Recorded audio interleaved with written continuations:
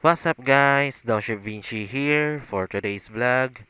Bibigyan ko lang kayo ng first ride impression sa bagong gulong ng aking Raider 150 Fi, which is yung Beast Flash Tires. Ibigay some context, hindi po ako binayaran ng Beast Tires, hindi po ako kinontak ng Beast Tires, hindi po ako sinabihan ng Beast Tires para gumawa ng review. Basically, lahat ng sasabihin ko dito is my personal opinion, personal experience, and personal feedback.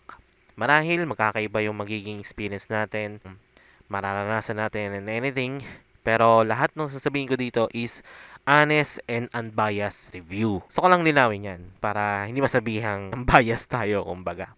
Bino-voice over ko lang tong part na to kasi akala ko may audio habang nagre-record ako ng vlog na to para mabigyan ko kayo ng reference. Ang sukat ng gulong na nakakabit sa aking Raider 150 Fi sa front is 90/80 by 17. Sa likod naman 100/80 by 17. And honestly speaking, first time ko lang gumamit ng ganitong klaseng gulong sa underbone. Kasi sa aking scooter na Honda Airblade 160, naka-beast tires din siya dati. Nga lang, naging experience ko parang 8,000 kilometers pa lang, palitin na yung likod. Pero yung harapan, makapal pa. Dito naman sa Raider 150 Fi, hindi ko alam kung ilang kilometers ang itatagal niya. Hindi ko rin alam ano magiging feedback sa akin. Since magkaiba rin naman yung diameter ng scooter compare sa underbone na 17 inches. So yun, andito tayo sa turn natin. At para matesting ko yung grip ng gulong, yung traction ng gulong, yung feedback ng gulong, yung braking ng gulong, para mas mabigyan ko kayo ng review at kung marerecommend ko ba itong motorcycle tires na to. So without further ado guys, enjoy na lang sa ride!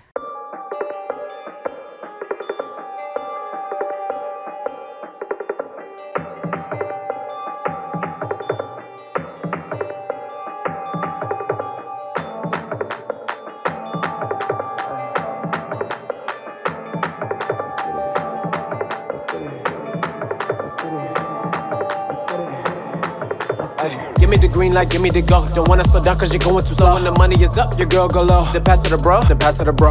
I don't get tired even when ambitions retire. Feeling like my soul is on fire. Gotta up like a riot. You're getting lost, settle down, down, down, down, down. Got a drip, make them drown, drown, drown, drown, drown. Take a sip, give them shots, another round, round, round. I don't miss, they get hit, fall to the ground, ground, ground.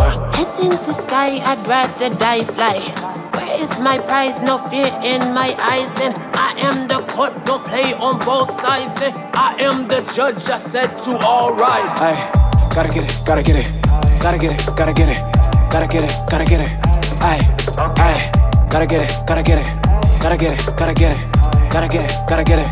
Ay, gotta get it with intentions, cause this go down in some mentions. I'm about to come with a vengeance. I'm out here minding my business, so get the hell out my mentions. I'm going crazy, go sentencing. I define all the physics. I'm about to teach you apprentice. you're getting lost, settle down, down, down, down, down. Got a drip, make them drown, drown, drown, drown, drown. Take a sip, give them shots, another round, round, round. I don't miss, they get hit, fall to the ground, ground, ground.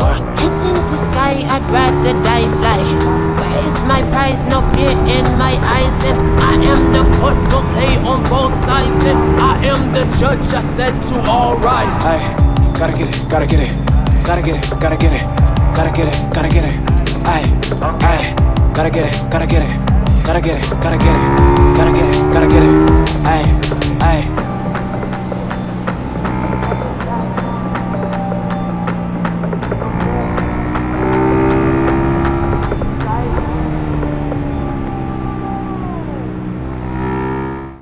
Grabe yun. Grabe yung experience na-experience ko with this tires. So, saan ba akong sisimula? As you can see, nag-uulan sa taas. May mga part na tuyo yung kalsada, pero maraming part na basa yung kalsada. Kaya may mga times na medyo hinay-hinay ako pagdating sa mga basang kalsada. Ganun pa man, ano bang unang masasabi? Kasi parang ang daming information na pumasok sa akin regarding with these motorcycle tires. Ulitin ko, hindi po ako binayaran ng Beast Tires, hindi po ako ni-sponsoran, hindi po ako sinabihan na gumawa ng review. Lahat ang sasabihin ko is unbiased and honest opinion. So unahin natin ang grip. Grabe. Grabe yung grip na itong tires na to, especially kapag tuyo yung kalsada. Like every time na pumapasok ako ng kurbada, every time na lalabas ako ng kurbada, every time na nasa kurbada ako, ang ganda ng feedback na binibigay sa akin. Like parang sinasabihan ako ng motorcycle ko at the same time ng tires na sige lang, kurbadayin mo pa, lean mo pa kasi makapit ako. Parang gano'n. Gano'n yung feedback na binibigay sa akin ng netong Beastars na to. Pangalawa, yung stability. Grabe, ang stable niya when it comes to cornering. Like once na kinountersteer mo siya, once na nilin mo siya, yun na yung parang bibigyan kanya ng feeling, bibigyan ka na niya ng confidence na itakal yung corner. Tapos hindi siya ganun katagtag. Like hindi siya yung parang ibang motorcycle tires na nagamit ko na every time na nasa kurbada parang matalbog yung tires. Whereas ito, stable lang. Once na pumasok na ako ng corner, ganda na ng kapit, ganda na ng feedback na binibigay sa akin. Kaya ako, nakapanibago. Kasi first time kong makagamit ng ganitong klaseng tires sa underbone. Kasi madalas na nakagamit ako ng tires na makapit is sa mga sports bike, naked bike, ganyan. Pero sa underbone, natutuwa ako sa feedback na binibigay sa akin, sa grip na binibigay sa akin, sa confidence na binibigay sa akin ng motorcycle tires na to. And siguro ang isa pang masasabi ko when it comes to wet, yan, sa basang kalsada. Honestly speaking, nakakaramdam ako ng konting dulas with these tires kapag basa.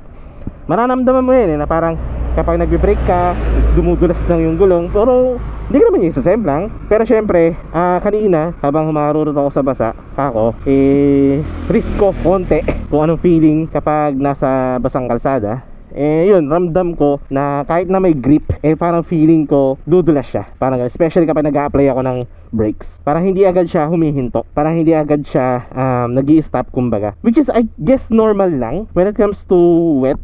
Kasi oo, may mga gulong talagang sobrang kapit kahit nabasa. Pero at the same time, with its price, tapos yung grip na bibigay niya sa akin, especially kapag tuyong kalsada, is maganda naman. I guess, manageable yung wet grip niya. Ang siguro ma-advise ko kapag gantong basa ang kalsada or matatalan kayo sa umuulan na lugar at basahin nga yung kalsada, hinay-hinay lang kayo. Kahit ano naman siguro motorcycle tires, kahit naman ako ganun din ang gagawin ko. Kahit na sasabihin kong makapit tong gulong na to, kahit na tiwala ako sa gulong na to, pero pagdating talaga sa basa, ang risky, sobrang risky kapag magmamabilis ka. Kaya mas okay na maging safe kaysa patunayan mo sa sarili mo na malakas ka pagdating sa basa kalsada, diba? So yun, yan yung honest opinion ko regarding sa Beast tires.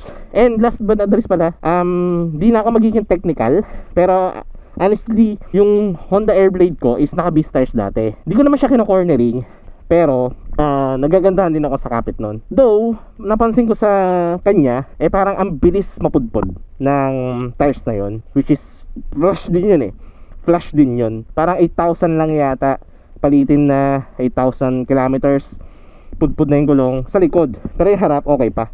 Parang kung ano yung lifespan or life grip ng rear tire is doble sa front tire.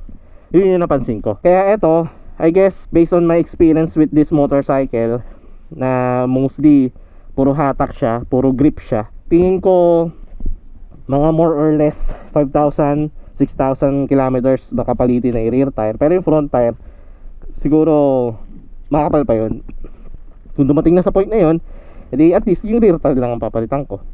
So yung front tire, maganda pa naman. I mean, makapit pa yan, makapal pa yan if ever na maubos na yun yung rear tire. Yun lang yung ano ko sa Beast motorcycle tires, which is yung Flash, Beast Flash. Yun nga,